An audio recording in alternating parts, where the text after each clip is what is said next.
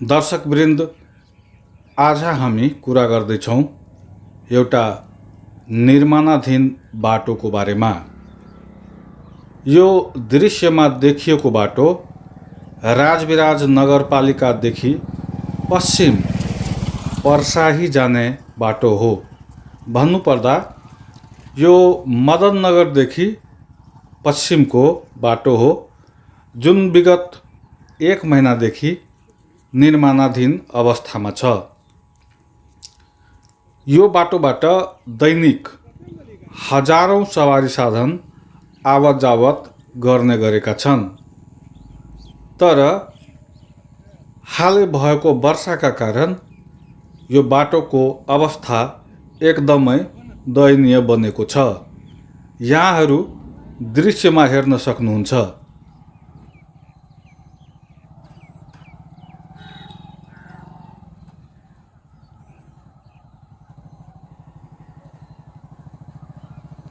बाटोको यो अवस्थाले मान्छेलाई भोलिका दिनमा सुख त देला, तर अहिले आवत जावत गर्न सकिने अवस्था छैन।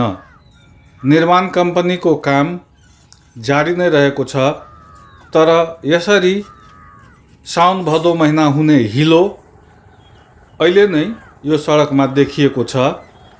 तर निर्माण कम्पनीले हिलोलाई अलिकति व्यवस्थापन गरिदिए आवत जावत गर्न सजिलो हुन्थ्यो।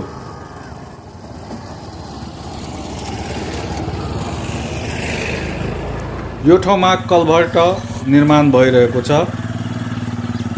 र मानिसहरू एकदमै अप्ठ्यारो भएर यहाँ हिँड्ने गरेका छन्।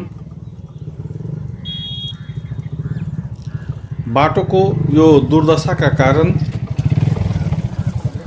मान्छेहरूलाई एकदमै अप्ठ्यारो भएको छ।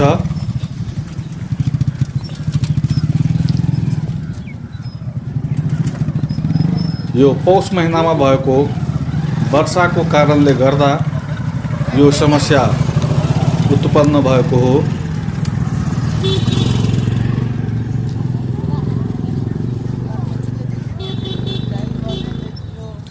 दर्शकवृन्द, हाम्रो उद्देश्य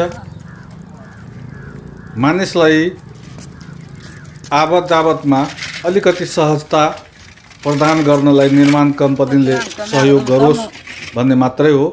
यो कल्भर्ट निर्माणाधीन अवस्थामा छ। यसको कार्य पनि अन्तिम चरणमा पुगिसकेको छ। आउने दिनमा बाटो बन्छ, सबैलाई सहज पनि हुन्छ।